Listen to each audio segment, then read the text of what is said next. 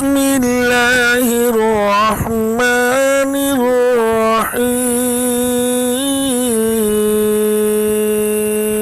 سوال یہ ہے کہ جی کیا ہمارے معاشرے میں جو جہیز کا ایک مسئلہ ہے، جہیز کا جو بیٹیوں کو شادی کے موقع پہ دیا جاتا ہے، اس کی شرعی حیثیت کیا ہے؟ دیکھیں میرے بھائیوں، مختصر سی بات تو یہ ہے کہ یہ ایک بہت بڑا المیہ ہے اور بہت بڑا یہ ایک نقصان دہ عمل ہے اور کبھی عمل اس کو ہم کہیں گے۔ لمبی چوڑی تفصیل میں جانے کی ضرورت نہیں ہے، چونکہ ہم دیکھتے ہیں کہ ہمارا جو پاکستان کا معاشرہ ہے، اور جب پاکستان اور ہندوستان ایک ہی تھا تو بہت سارے رسم و رواج ہندوؤں کے وہ اکٹھے تھے، چونکہ مسلمان بھی اکٹھے رہتے تھے، اور پاکستان بننے کے بعد ابھی تک ان میں سے تقریباً 90% جو رسم و رواج ہیں، مرنے پہ، جینے پہ، شادی پہ، بیاہ پہ، خوشی پہ، غمی پہ، وہ آج بھی انہی یعنی کہ عقائد، انہی نظریات کو واضح کر رہے ہیں، یعنی انہیں کی عکاسی کر رہے ہیں۔ مطلب یہ ہے کہ ہندوؤں کے اندر جو رسم و رواج تھے شادی بیاہ پہ، بے عین ہی وہی آج امت مسلمہ یعنی کہ بالخصوص پاکستان اور ہندوستان کے مسلمانوں میں پائے جاتے ہیں۔ آپ ذرا دیکھ لیں، کسی بھی شادی میں دیکھ لیں، آپ کو محسوس ہی نہیں ہوگا کہ یہ شادی ہندوؤں کی ہے یا مسلمانوں کی ہے۔ وہی اسی طریقے سے سیرا بندی، اسی طریقے سے جناب وہ نیوتا لینا، اور پھر اسی طریقے سے مہندی لے کر آنا، مہندی لے کر جانا، پھر منگنی کی انگوٹھیاں، منگنی کی رسمیں رواج، ہاں جی وہ روپیہ ہاتھ رکھنا، پتہ نہیں کیا کیا، مطلب جتنے بھی ہیں یہ سارے کے سارے ہندوؤں کے وہ پرانے جو رسم و رواج تھے وہ ابھی تک موجود ہے مسلمانوں میں، اور یہ بڑے افسوس کی بات ہے۔ اور اسی میں سے ایک جو قبیح اور انتہائی نقصان دہ اور لوگوں کے لیے جو ہے نا وہ جو انتہائی نقصان دہ جو رسم ہے وہ ایک جہیز کی رسم ہے۔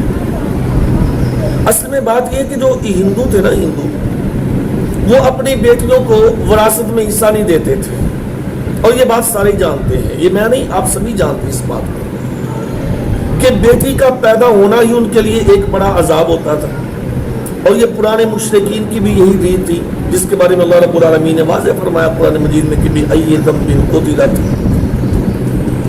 وَإِذَا الْمَوْءُودَةُ سُئِلَتْ بِأَيِّ ذَنبٍ قُتِلَتْ، کہ وہ زندہ بچوں کو ادھر گور کر دیتے تھے، زندہ دفن کر دیتے تھے پیدا ہوتے، اور ان کے اندر یہ تھا کہ چلو زندہ دفن تو نہیں کرتے تھے، لیکن عورت کو، بچی کو اپنے لیے نحوست سمجھتے تھے۔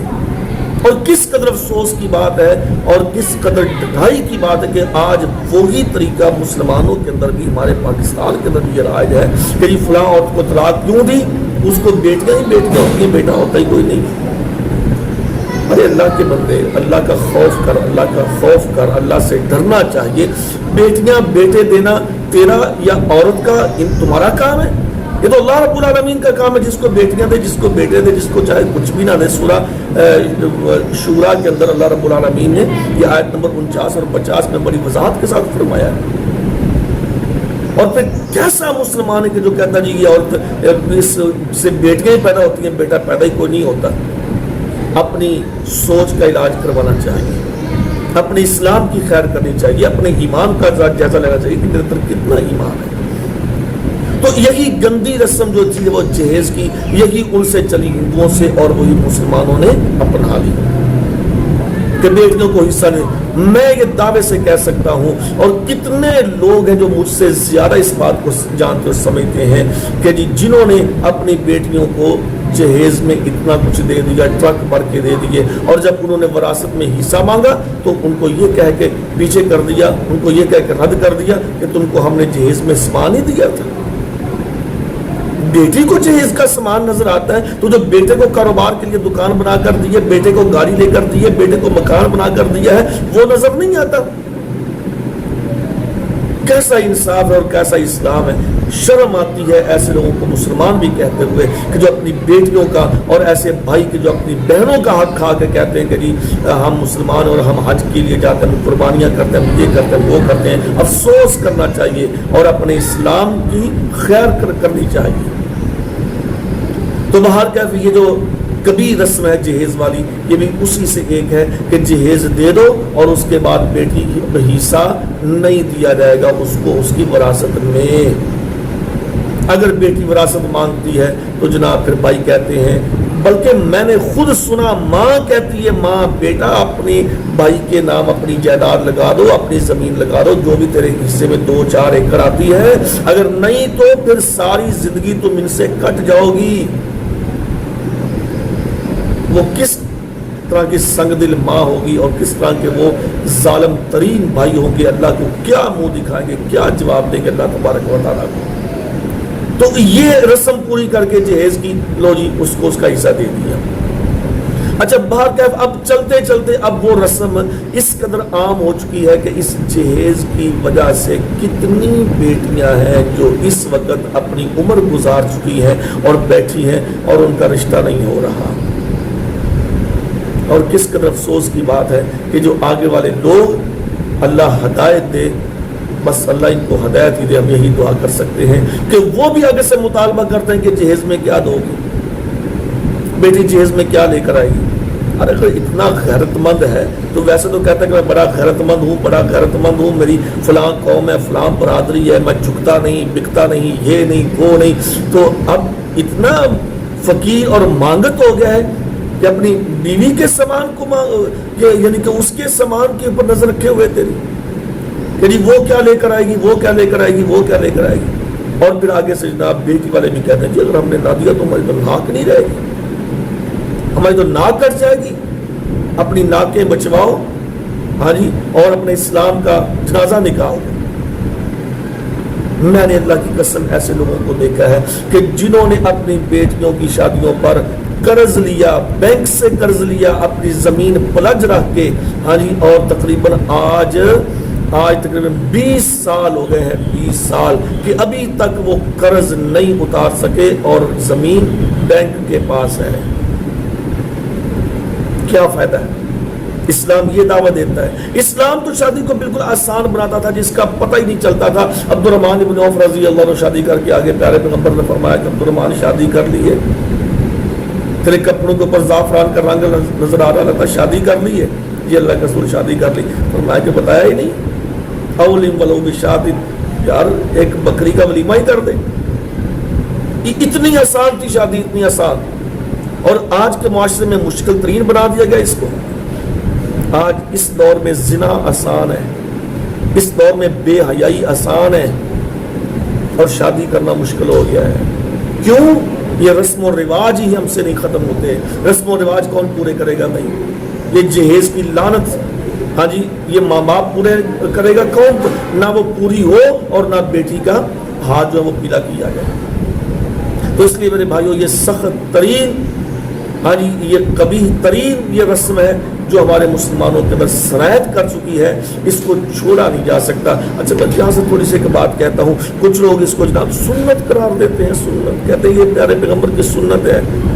وہ کیسے جی؟ کہتے ہیں مولوی صاحب آپ نے حدیث نہیں پڑھی، سنن نسائی کے اندر حدیث موجود ہے کہ علی رضی اللہ تعالیٰ عنہ فرماتے ہیں کہ نبی صلی اللہ علیہ وسلم نے اپنی بیٹی کو جہیز میں ایک مشکیزہ اور ایک وہ گھڑا، ہاں جی، اور اسی طریقے سے پھر آپ نے ایک چادر دی تھی۔ کیا بات ہے، سنت بنا دیا اس کو۔ کیسی سوچ ہے اور کیسی ماشاءاللہ علمیت ہے کہ نبی صلی اللہ علیہ وسلم کی طرف منسوب کر کے، ہاں جی، اور اس کو جہیز بنا دیا گیا۔ بھائی ذرا موازنہ تو کرو کہ کہاں ایک مشکیزہ، ایک چادر، ہاں جی، اور ایک تکیہ جس میں وہ ازخر گھاس کی وہ گھاس بری ہوئی تھی، اور ایک گھڑا، یہ 4 چیزیں، 4-5 چیزیں، اور کہاں تمہارا جناب لاکھوں روپے کا جہیز؟ ذرا موازنہ تو کرو۔ سنت کہتے ہوئے شرم آنی چاہیے بھائی اس کو۔ اللہ نے کیا فرمایا؟ الرجال قوامون علی النساء۔ اللہ نے فرمایا کہ مرد کی ذمہ داری ہے نان و نفقہ دینا، ماں باپ کی ذمہ داری نہیں ہے۔ آج بھی جا کے دیکھ لیں، عرب کے اندر یہ رواج موجود ہے، اور کئی علاقوں میں ایسا رواج موجود ہے کہ جناب جو بھی خرچ ہوگا شادی پہ، لین دین کا، کھانے پینے کا، وہ سارا مرد کی طرف ہوتا ہے، اور حق بھی یہی ہے کہ جو شادی کر رہا ہے وہ اپنا پورا خرچ کرے، لڑکی والوں کی طرف سے تو 1 روپیہ بھی خرچ نہیں ہونا چاہیے۔ اچھا، اگر یہ سنت ہے پیارے پیغمبر صلی اللہ علیہ وسلم کی، تو بتائیے امہات المومنین رضوان اللہ علیہن اجمعین وہ کتنا جہیز لے کر آئی تھی؟ سنت ہے پیارے پیغمبر کی، تو بتائیے پیارے پیغمبر صلی اللہ علیہ وسلم نے اپنی باقی صاحبزادیوں کو، باقی 3 بیٹیوں کو کتنا جہیز دیا تھا جی؟